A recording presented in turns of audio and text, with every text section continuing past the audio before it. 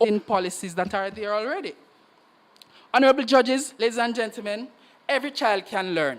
Every child must. This framework provides a balance which accommodates the necessary discipline, protects the fundamental rights of students, and guides school administrators on how to safely, efficiently, and most importantly, legally implement a local dress code policy to facilitate learning. Now, it is abundantly clear that the existing framework is sufficient and effective in administering dress code policies in schools, and no one wants this policy. Not the chairman, not the Minister of Education, because she's quoted as saying, it is not our intention to prescribe the length of a girl uniform or the length of a boy's pant size. We leave those decisions to the boards in our schools. If this is not the clearest indication, I don't know what is. Thank you very much. Thank you. Second, the opposition speaker. Let's take the case from the third proposition speaker.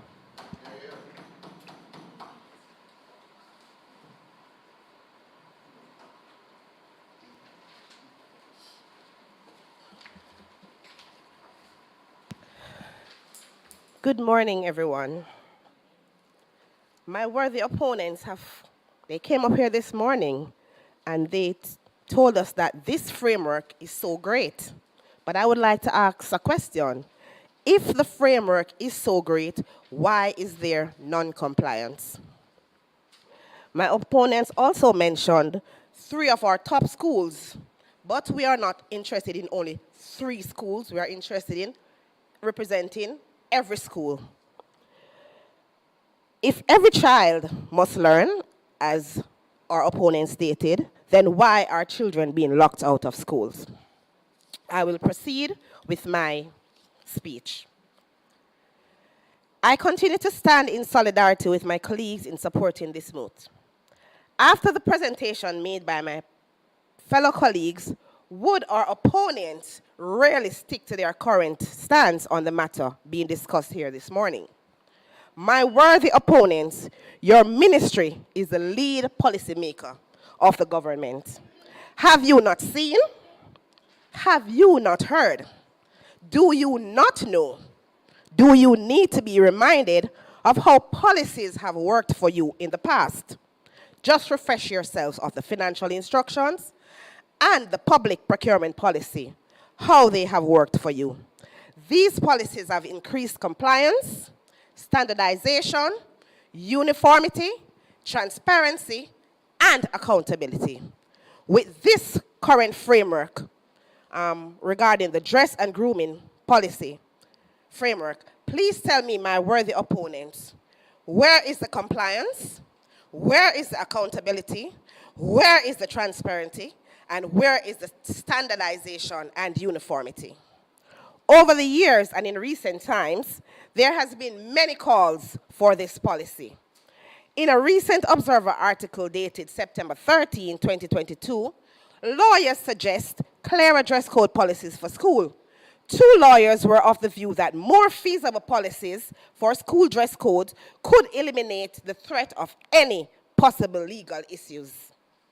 In another article, or today, dated October 3, 2022, the Advocates Network, AN, has requested that the ministry's intervention in creating a fair dress and grooming policy for schools. They added that the policy should be driven by human rights and ensure that school administrators comply with the best practices in protecting the dignity of all students. I will refer to a final article dated September 13, 2022 from the ariafm.net. Jamaicans for Justice calls for the national grooming policy to be fast-tracked after students were locked out for uniform breaches. They noted that the situation is happening too frequent and stated that the government needs to set a standard for all educational institutions. They indicated that the objective of this policy would be to balance students' rights while complying with the school rules. Like us, the writers of these articles recognize that there are benefits to be derived from a dress and grooming policy in our PEIs. Let us briefly talk about 2 such benefits that our society as a whole will receive from this proposed policy. 1, reduction of GOJ's exposure to litigation, which eats up our time and resources. Not only financial resources, but also human resources. The proposed policy would reduce the risk or threat of litigation, as it would have to go through a thorough review, which includes a review by the GOJ lawyers. This will ensure that human rights are protected. The practice of locking out our students may create harmful and dangerous situations for students. My colleague in her presentation stated that she was a victim of school lockout. And from her recollection of that event, we saw how she was in harm's way and by the path that she chose on that day. However, that was not the only consequence of her being locked out. There was also learning loss, as she missed out on lessons that were taught on that day. My friends on the other side, I'm going to take the liberty to assume that you have or is related to children and ask this simple question. When you send your child to school, are you expecting them to be locked out, or do you expect them to be in the protection of the school administrator until it's time for them to return home? Have you ever heard the saying, devil find works for idle hands? My opponents, if anything bad should happen as a result of a student being locked out, then this will become a liability. Opponents, you have failed to show why the framework should not be made into policy and implemented in schools. Thank you.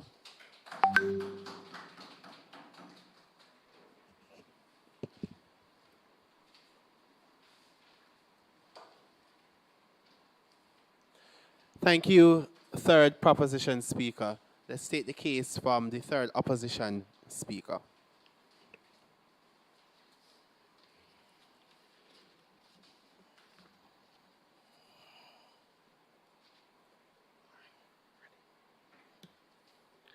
Honorable judges, ladies and gentlemen, my worthy opponents, good afternoon. Let me take out the rod of correction, because it seems like my opponents doesn't know the difference between framework and policy. And they are, may I say, seeming somewhat confusing. The third speaker of the proposition says, ask the question, if the framework is so great, why is there no compliance? Is that really true, or you're just trying to spread propaganda?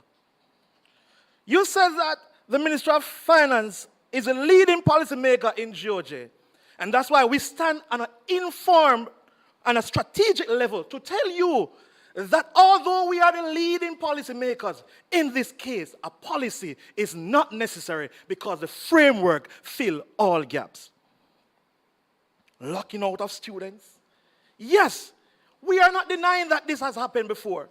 But the head of the Ministry of Education, the Honorable Favour Williams, would have made it known that this should not happen. This should not happen. And she has a power of rescinding boards. Bear that in mind. Let me go ahead. My speech will be all about our children. We, the opposition, stand firm with evidence provided by my first and second speakers that the student dress and grooming guidance for public education institutions alongside our laws is enough and acts as a guide for student boards, for school boards, principals, vice principals, teachers, and other staff to operate in a fashion that maintains discipline and at the same time conducive for a higher level of learning without infringing on the rights, of their students. According to Section 8.6 of the framework titled Student, and I quote, students have both rights, honorable judges, and responsibilities when it comes to discipline. A student has a responsibility to obey the rules of the institution at which he or she attends.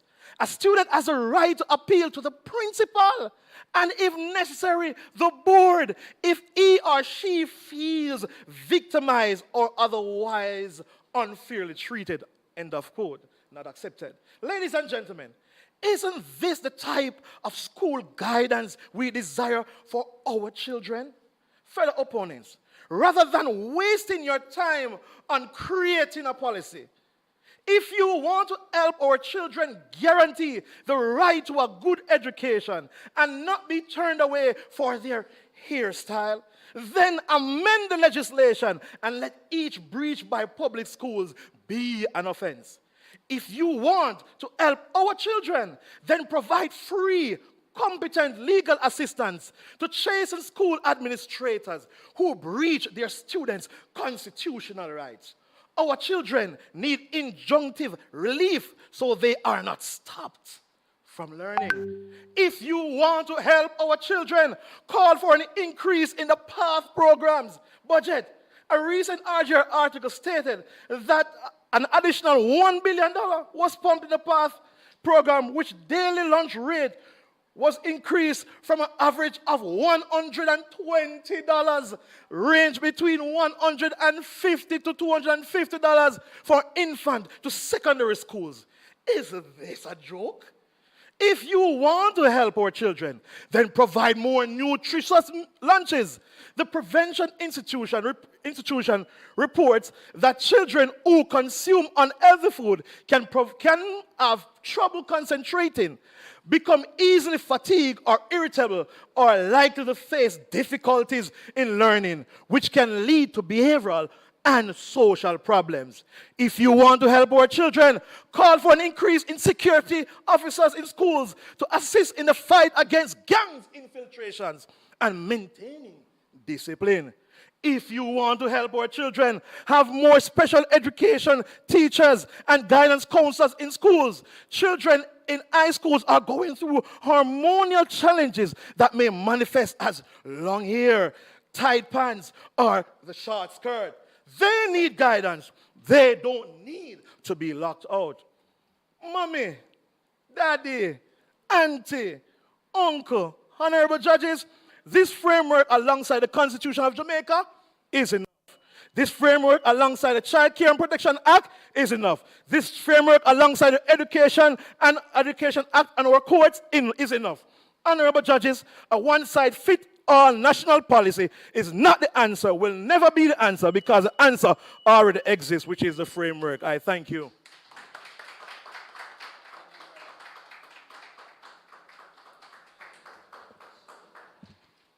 Thank you, third opposition speaker. We will pause for 1 minute to allow the reply speakers to gather their thoughts. Then we will take the opposition reply speaker for 3 minutes, followed by the final speaker in the debate, the proposition reply speaker.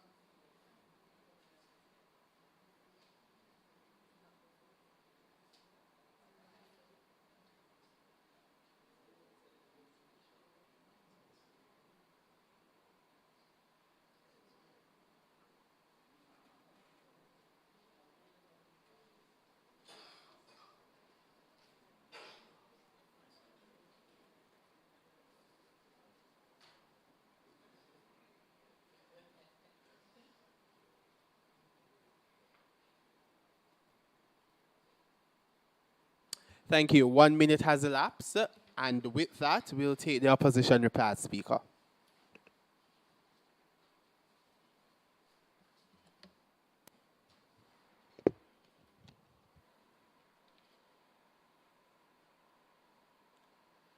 Honorable judges, my opponent said a lot of things that cannot stand. It is clear that they don't understand the framework. Firstly, I have a list of things that I will go through. They said that there is not a established reporting channel. The framework specifically outlined a reporting channel. The school, the principal, the chairman, the regional education office, Ministry of Education head office, and then the Minister of Education. There is a clearly defined channel. She mentioned that she was locked out of school. She did not mention why. Was your school uniform too short? No. Let me remind you that categorically The framework repeatedly says that no school should be denied an education. The minister says no school should lock out children from schools. So it is there in the framework, and I must reiterate that you are not reading the framework. The proposition also mentioned about the length of students here. The framework says that you should allow all students to wear their hair within certain guidelines. It does not have a limit on the length of a student's hair. She spoke about, our second speaker spoke about the aim of the framework, right? She did not mention that all of these are documented in the framework. Now, the proposition also said that we only mention a few schools. Let me take you to a rural context. Consider this, a primary school in rural St. Elizabeth, where due to economic challenges, due to poverty, parents could not afford to send their children to school because they did not have the uniforms. The principal identified this issue.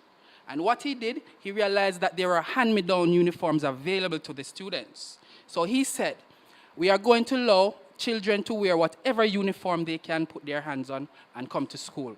This resulted in an exponential increase in attendance and learning in the school in rural St. Elizabeth, where it is a poor farming community. And I might add, this same primary school produced our next great track star, Buaji Nkrumah. He hails from this school.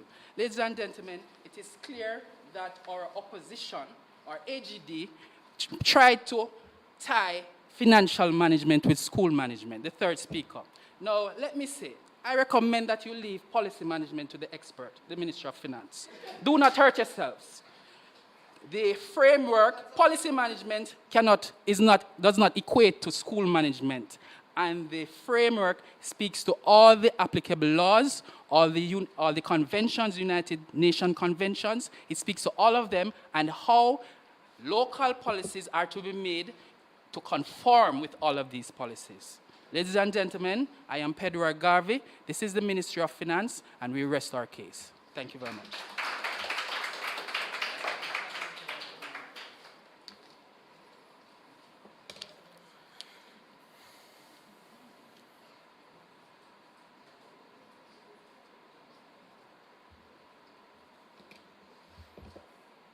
We're ready when you are.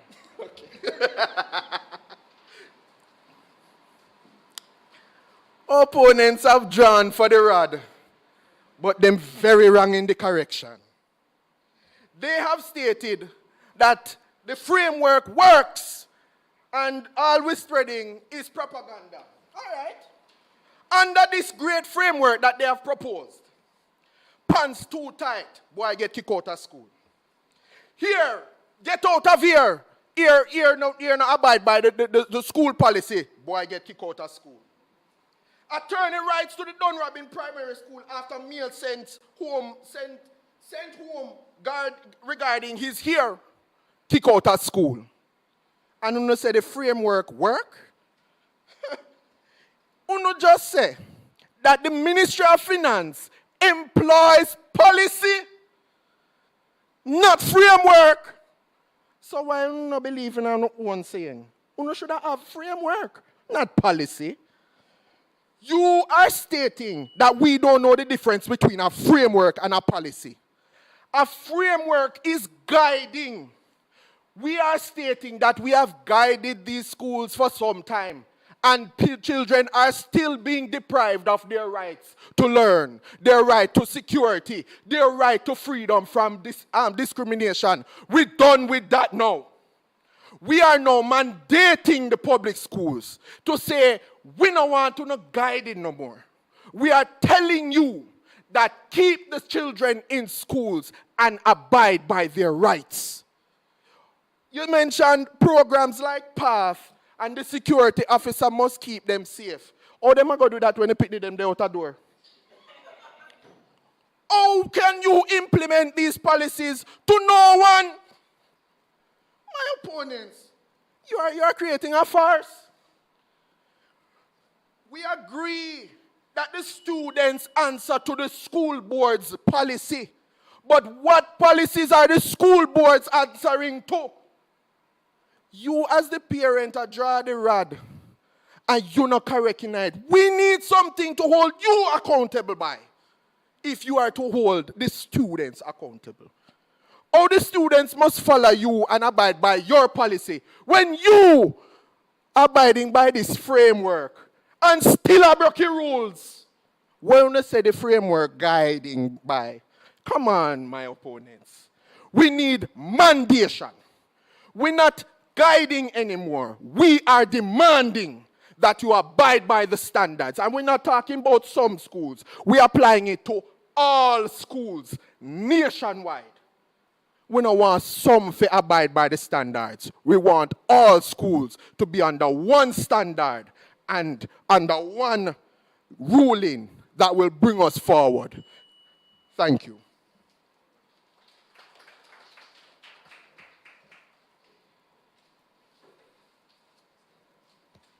Ladies and gentlemen, let us give a round of applause to the Ministry of Finance and the Public Service and the Accountant General's Department, who debated the moot. Be resolved that the Ministry of Education's youth framework on dress and grooming in public educational institutions should be made into policy and applied in public schools nationally. The judges, very spirited debate, by the way. Thank you so very much, teams. The judges will now deliberate. We will use that time to refresh ourselves. The next person from which you will hear is the chief adjudicator, who will sum up the match and announce the winner. For those of you online, stay tuned. We'll be right back.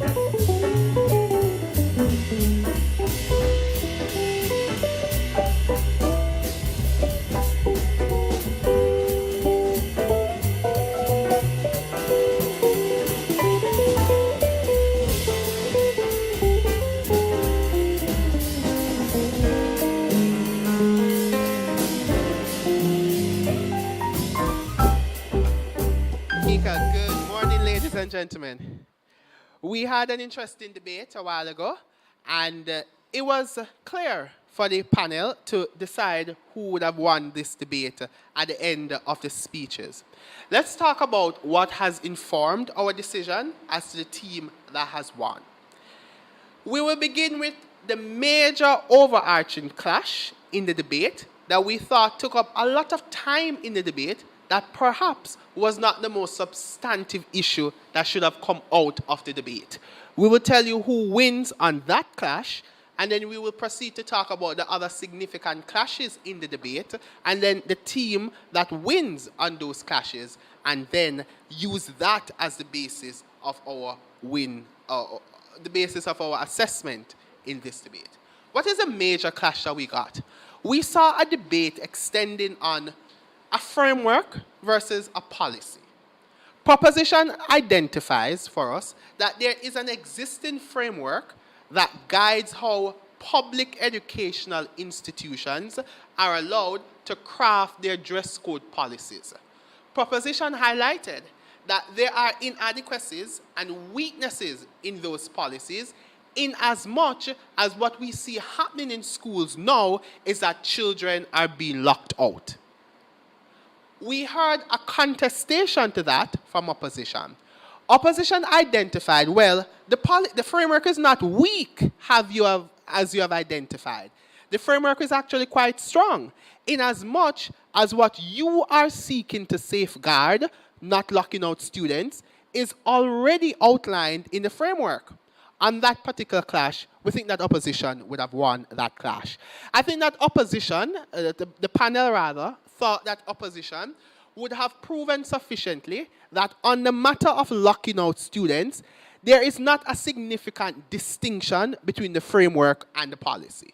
In as much as embedded within the framework, there is the guideline that prohibits the locking out of students, which is similarly what would be enacted within the policy. So proposition pointed out that perhaps what we need is not a policy, but we need to address other issues that cause non-compliance with the framework. And we thought that that was very sufficiently and eloquently articulated on the side of team opposition. So now that we have gotten over this major clash, which in the estimation of the panel was not the most significant issue to be debated in this debate. Whether it's a framework or a policy doesn't take away from the other principled issues that should be engaged with. So let's look at those other principled issues. Did we get those sort of principled issues from proposition? The panel thought not.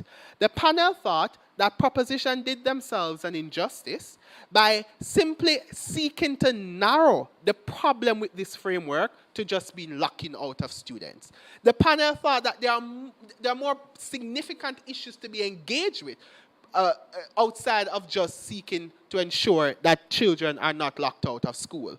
But now we look on the team of opposition, and we got those principled issues. What did we get out of the first opposition speaker? First opposition speaker told us that a central policy dictated by the ministry is harmful in as much as it will breed an overreach of government within these institutions. And then first opposition highlighted that in essence, what that creates is that is a run on the authority of the board, which can essentially break down the sort of autonomy that the board wields in that institution to craft their policies.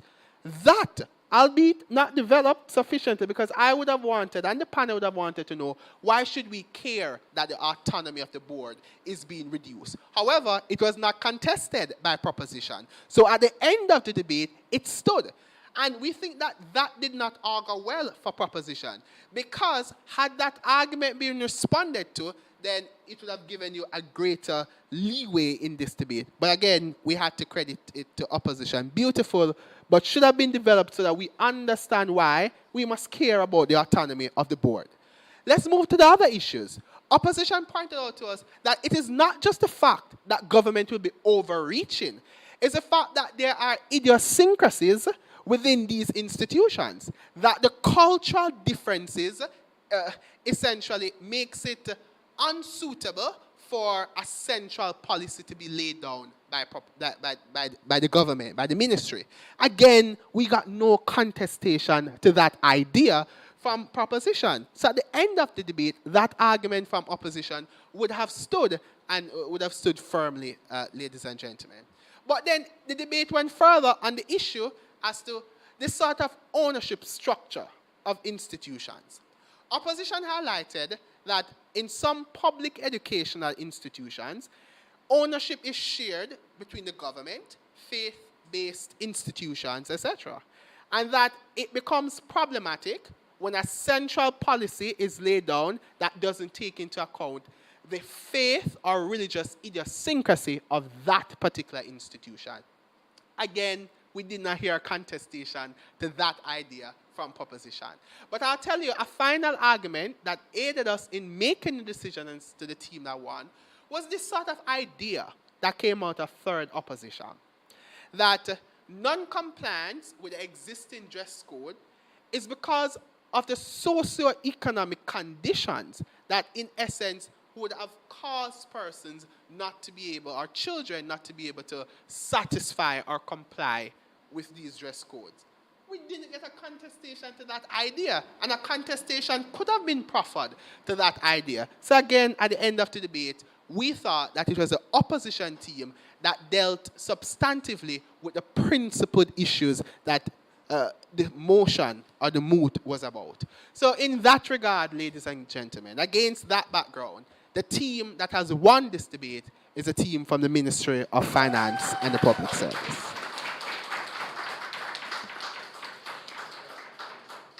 For full transparency, ending on 234 points, Ministry of Finance and Public Service, and coming closely behind on 221 points is Accountants General Department. They unanimously decided that the best speaker in this debate came from the opposition team, and that was the first opposition speaker.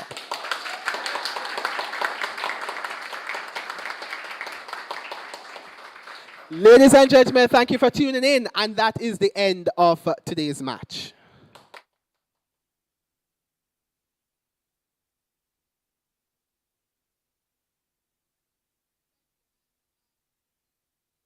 Please feel free to come to us, and I certainly have noted feedback for you and the individual speakers. And then please, as I said, there was more work that could be done, so please feel free to come to any of the adjudicators, and we'll be very open to accommodating you. Thank you, everyone.